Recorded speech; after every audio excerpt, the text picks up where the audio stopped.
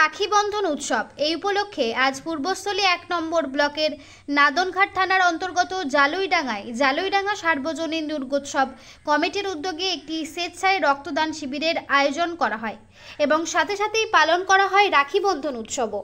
এই উপলক্ষে আজ এখানে উপস্থিত ছিলেন পশ্চিমবঙ্গ সরকারের প্রাণী সম্পদ বিকাশ দপ্তরের মন্ত্রী স্বপন দেবনাথ, প্রাক্তন বাম বিধায়ক রতন দাস শাহাদুল খান, নাদনঘাট থানার আইসি বিশ্ববন্ধু চট্টরাজ, পূর্বস্থলী 1 নম্বর ব্লকের বিডিও সঞ্জয় সেনাপতি সহ বিশিষ্ট ব্যক্তিগণ। উদ্যোক্তাদের তরফ থেকে জানা যায়, বিগত 6 বছর ধরে তারা এই কর্মসূচি পালন করে আসছেন।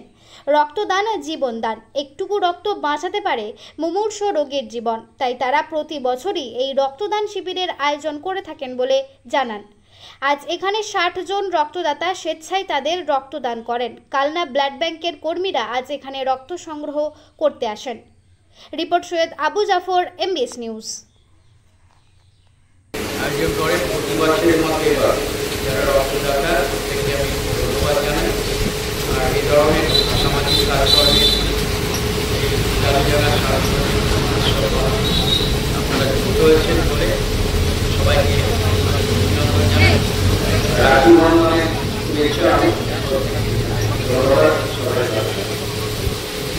আজকে 6 বছরে পড়লো এবার। আচ্ছা, এটা কোন জায়গা? জালুইডাঙ্গা সর্বজনীন দুর্গোৎসব পুজো। ব্লাড ব্যাংক কোথা থেকে এসছেন? কানলা ব্লাড ব্যাংক। আপনি রক্ত দিলেন? হ্যাঁ।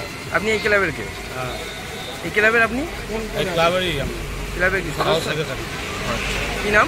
দেবাশিস পাল। কেমন লাগছে রক্ত দিয়ে?